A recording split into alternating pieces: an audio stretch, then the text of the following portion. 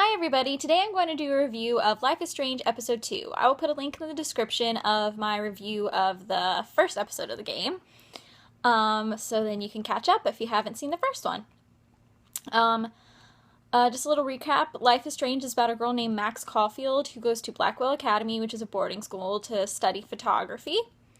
And while in the bathroom, trying to save a girl, she realizes that she can rewind time when she holds out her hand. And each episode takes place within one day of the week because something big is supposed to happen on Friday that she's trying to prevent. It's great. It's episodic, just like, Telltale games, which I've talked about before. Episode 2 was called Out of Time. Time pun. Which there are a lot of those in the game, and I love it, especially the ones Max makes herself pretty funny. I would totally do that if I had that power. It starts off with a Tuesday morning, her waking up, and she sees Kate getting harassed over that viral video of her making out with people. It's really sad.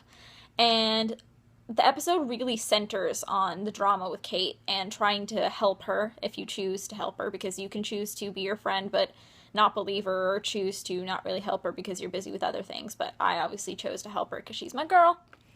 It very much, that episode centers on that, and it also centers on building a bond with Chloe with your powers, her wanting to see what you do.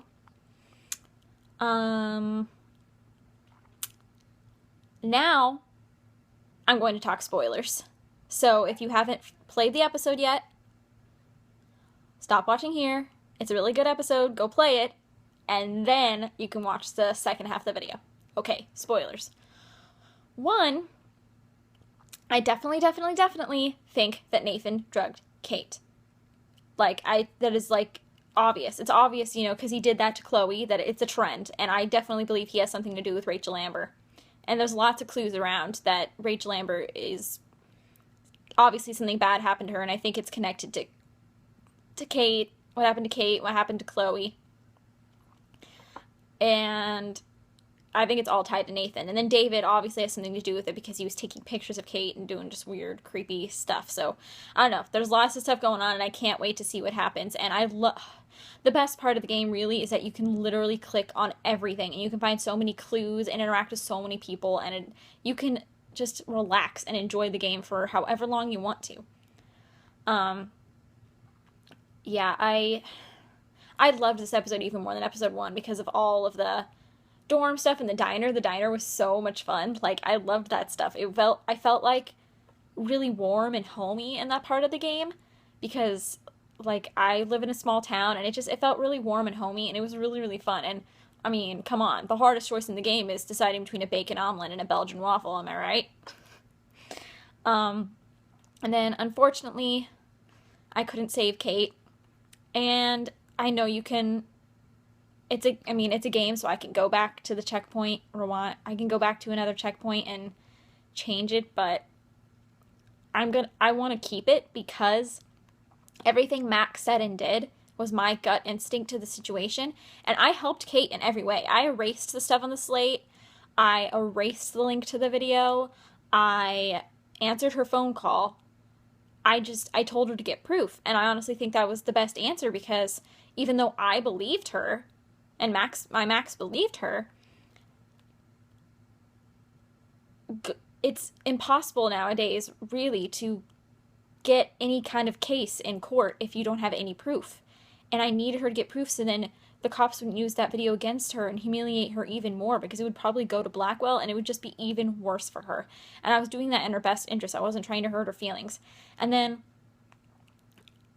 I said nice things to her when she was on the roof, and I can't help it if that's what happened. And honestly, even though I didn't want her to die, I think her dying is what's going to make the school realize something really wrong is going on and really step up.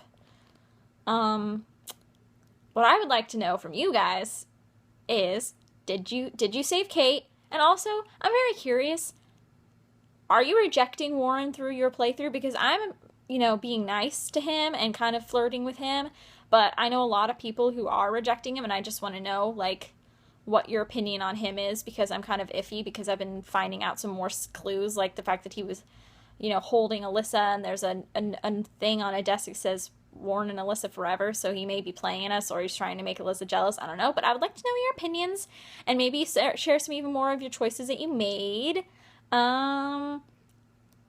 That's it. I will definitely do another video about this game after episode 3 comes out. So check back then. Obviously watch my other videos, but if you just want to watch Life is Strange related videos, check back then in May when episode 3 Chaos Theory comes out. Oh, one more thing that I forgot to mention is that I don't know how I feel about Chloe right now. Because I think that she's kind of being selfish a little bit and emotionally manipulative and all those things.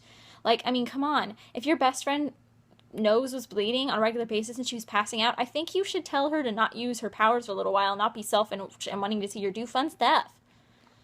Anyway, that's just my opinion. I still think Chloe is a good person at heart, and it's not really her fault how she acts, but she needs to be a little bit more considerate of Max and her abilities and physical health and whatnot.